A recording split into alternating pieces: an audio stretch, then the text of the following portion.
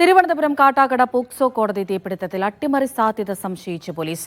തൊണ്ടിമുതൽ സൂക്ഷിച്ചിരുന്ന മുറിയിൽ മാത്രം തീപിടിച്ചതിലാണ് സംശയം. തൊണ്ടിമുതലും ഫയലുകളും കത്തിനശിച്ചു.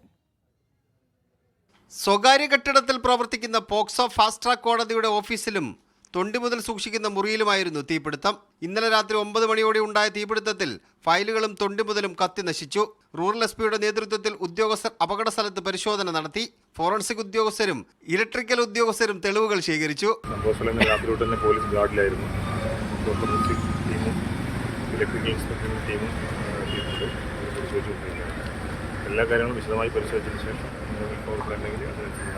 ഷോർട്ട് സർക്യൂട്ടാണോ അപകട കാരണമെന്നും പരിശോധിക്കുന്നുണ്ട്. തൊണ്ടിമുതലുകളായി സൂക്ഷിച്ചിരുന്ന മൊബൈൽ ഫോണുകളടക്കം കത്തിനശിച്ചു. മൊബൈൽ ഫോണുകൾ പൊട്ടിത്തെറിച്ചുണ്ടായ അപകടമെന്ന സംശയവും ആദ്യഘട്ടത്തിൽ ഉണ്ടായിരുന്നു. കെട്ടിടത്തിനുള്ളിൽ മെഴുകുതിരി കത്തിച്ചതായ സൂചനയും പോലീസിന് ലഭിച്ചിരുന്നു.